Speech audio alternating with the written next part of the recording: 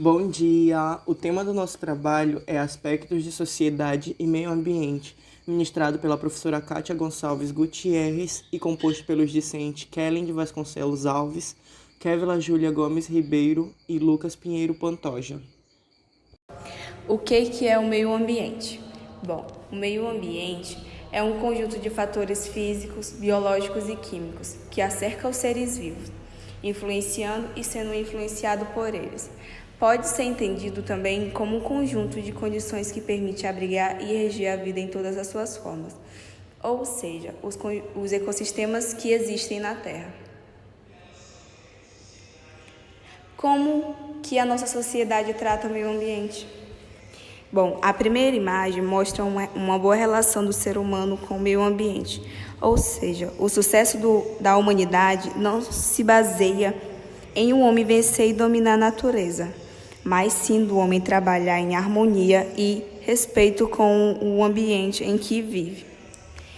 Já a segunda e a terceira refere-se à poluição e desmatamento, que são os pontos negativos, pois são as consequências dos atos desfavoráveis do ser humano com o meio ambiente.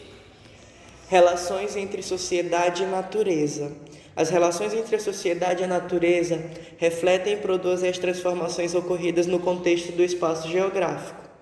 Nós sabemos que desde a constituição das primeiras sociedades e o surgimento das primeiras civilizações, observa-se a existência de uma intensa e nem sempre equilibrada relação entre a sociedade e o meio ambiente.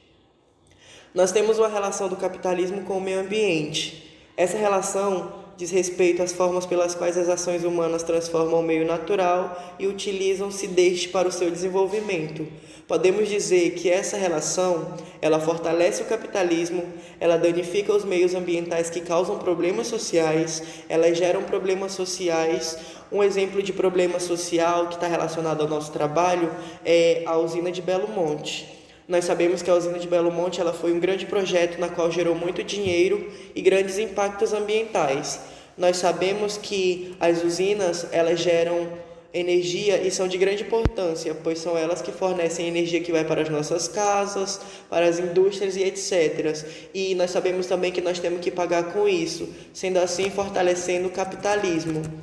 Vale lembrar também que, segundo o geógrafo José William, o advento e a consolidação do capitalismo como sistema econômico hegemônico estabelece novos parâmetros de relação entre a sociedade e a natureza.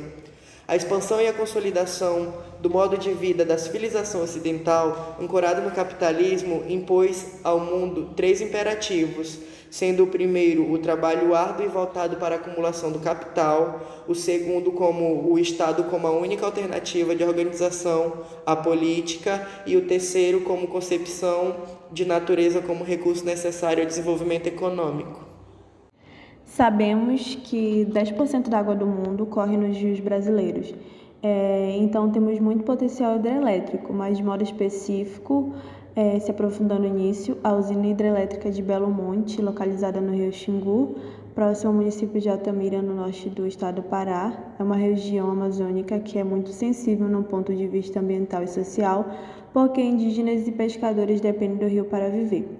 Quando o governo se puser a fazer a instalação da hidrelétrica, a alerta foi que a região era precária de presença de Estado. Uma área de tão pouca presença do poder público, os impactos ali seriam inevitáveis. Por isso, quem construísse a usina teria que trazer várias melhorias à área, como saneamento básico. Houve vários pronunciamentos indígenas, pois eles sabiam dos riscos que ela traria, afetando diretamente as terras caiapós. Eles sempre foram os protagonistas dessa luta. Durante esse período foi apresentado um estudo de impactos ambientais que não tinha todos os elementos que precisavam ser analisados. E mesmo assim, o IBAMA aceitou e acatou, concedendo a licença prévia, que entrou vários estudos sobre o assunto que não foram estudados na profundidade que deveria ser para saber os efeitos disso tudo. Foi um fenômeno de alagação e de seca. Essa dinâmica do rio desapareceu, sofrendo mudanças. Toda a fauna e flora seria afetada, prejudicando essas populações indígenas e ribeirinhas, que sobrevivem dos recursos naturais. E essas populações foram totalmente ignoradas, como se elas não existissem ali. Ou seja, tinha que preparar algumas regiões do rio para uma obra desse porte, uma obra Uma área específica disso tudo é a barragem perto da usina, que é conhecida como a Volta do Grande Xingu. É uma das que mais preocupa os ambientalistas, índios e ribeirinhos. Segundo eles, as alterações no fluxo do rio começaram logo no início, quando o funcionamento da hidrelétrica provocou danos ambientais e sociais. Conforme vai aumentando a profundidade, o oxigênio vai diminuindo. Para compensar os danos sociais provocados pela usina, o IBAMA exigiu em 2011 que a Norte Energia implantasse integralmente os equipamentos de saúde e educação que não foram instalados como programado, e mais uma vez essa pequena população foi ignorada. Assim, a construção da usina, em geral, gerou vários empregos, mas também logo em seguida várias pessoas ficaram desempregadas. Como foi dito, houve várias desvantagens e impactos negativos sociais e ambientais, como a destruição da vegetação natural, o assoreamento do leito dos rios, desmoronamento de barreiras e extinção de espécies de peixe por interferência nos processos migratórios e reprodutivos.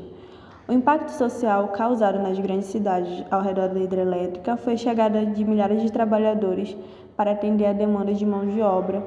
Para a construção desse porte, as cidades mais próximas, como Altamira, viram sua população crescer mais de 50% em 5 anos. Outra questão que foi decorrente da obra foi o deslocamento de populações inteiras que habitavam as áreas que seriam alagadas. Então, concluiu-se que, mesmo com todos os pronunciamentos e protestos, as comunidades foram ignoradas e a usina hidrelétrica foi instalada no rio Xingu.